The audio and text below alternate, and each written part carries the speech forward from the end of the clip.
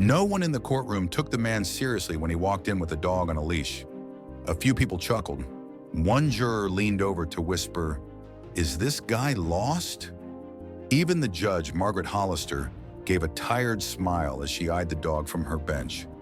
Known for her sarcasm and no-nonsense rulings, she tapped her pen and said, "Sir, unless that dog is a certified service animal, I'll need him removed." The man didn't back down. "Your Honor," he said quietly, "Marley needs to be here. For one demonstration." The laughter grew louder. Judge Hollister raised an eyebrow. "A demonstration?" "Yes," he said, voice calm but shaking a little. "This dog, he's the evidence." The courtroom fell into a confused hush. Judge Hollister sighed, clearly amused. "Fine," she said. 60 seconds. Then he's out." The man knelt beside Marley and whispered something. The room watched, half mocking, half curious. Then he stood. "Your Honor," he said gently, "I want you to think of something. A memory, something from your past you've never told anyone in this room."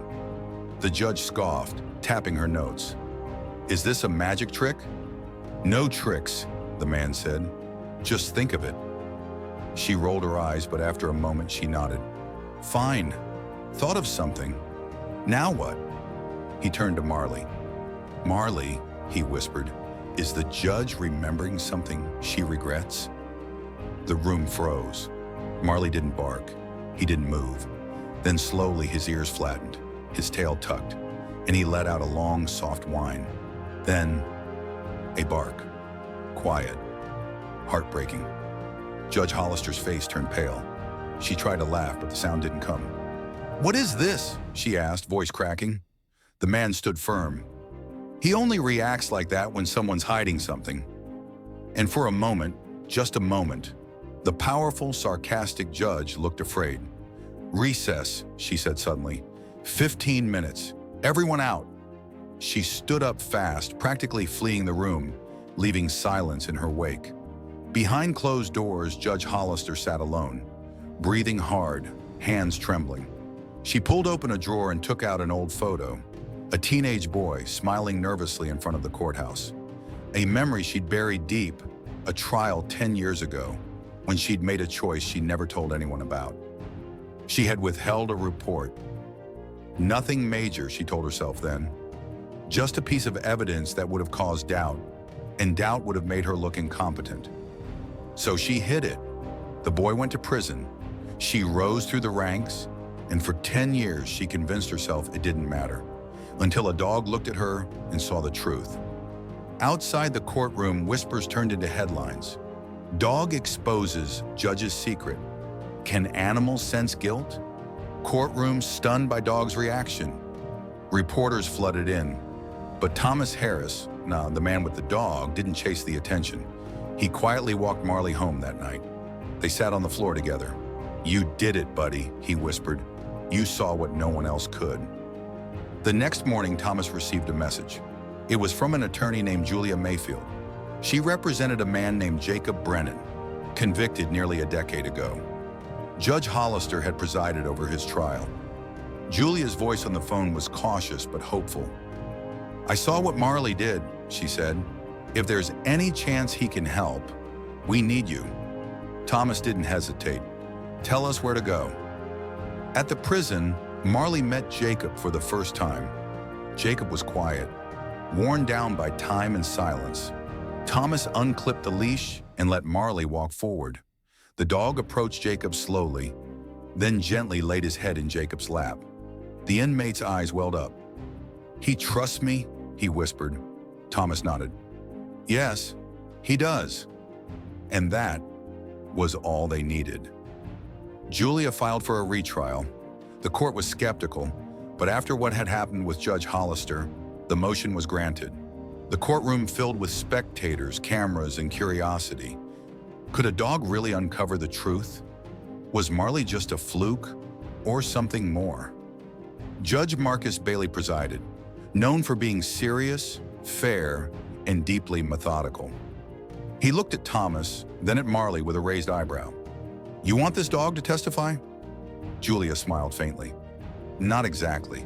We want Marley to be present, to observe, to react. Bailey sighed. Proceed. But this better not be a circus. Jacob took the stand. He didn't cry, didn't beg. He simply told his story. Where he'd been that night, what had gone wrong, how the police rushed to judgment. And Marley, he didn't flinch, didn't whine. He sat, calm, gentle, peaceful. When Jacob finished, Marley walked forward and gently touched Jacob's knee. Judge Bailey watched closely. So, that means he believes him, Thomas said. Then came the key witness from the original trial, a man named Tony Reeves. He'd claimed he saw Jacob fleeing the scene. Now he was nervous, sweating. I saw him, Tony said, clear as day. Marley stood. His ears twitched, then flattened. A low growl hummed from his throat. The courtroom froze. Mr. Reeves, Judge Bailey asked, are you telling the truth? Tony stammered. I was told to say that. The cops, they pressured me. I didn't actually see anything. The courtroom erupted. That evening, after a full day of testimony and Marley's reactions, Julia was confident. We're close, she told Thomas. We just need something to seal it. They didn't expect what came next. The following morning, the doors to the courtroom opened, and in walked Judge Hollister. No robe, no title, just a woman holding a flash drive. She asked to speak, told the court she was there by choice, and then, with a shaking voice, she admitted everything. I buried evidence, she said. It was small, but it mattered. Jacob Brennan should never have been convicted. She placed the flash drive on the bench. It's all there. Notes, emails, the document I withheld. And then she stepped down. Not as a judge, as a witness, as someone finally facing the truth. Judge Bailey reviewed the evidence. The room waited, breath held. After 20 minutes, he returned. The court finds that Jacob Brennan was wrongfully convicted. Effective immediately, the conviction is vacated. Mr. Brennan is free to go. Tears flooded Jacob's face. He whispered one word, Marley. The dog walked to him again and sat at his feet, as if he'd known the truth all along. The story went viral. Dog frees innocent man. Judge confesses thanks to dog's reaction. The nation paid attention, but for Thomas, it wasn't about the headlines. It was about purpose. Marley wasn't just a dog with a gift. He was a reason to help others. And so, the Marley Project was born, a non-profit dedicated to helping the innocent, using empathy, instinct, and truth. Dogs like Marley were trained. People like Julia volunteered, and more cases came forward. One of them was Olivia Carter. Marley met her in a cold visiting room, and just like with Jacob, he trusted her. 6 months later, she walked free. And as reporters swarmed her, she hugged Marley and said, "You're the only one who listened." Years passed. Marley aged. He moved slower, rested more, but his spirit never dimmed.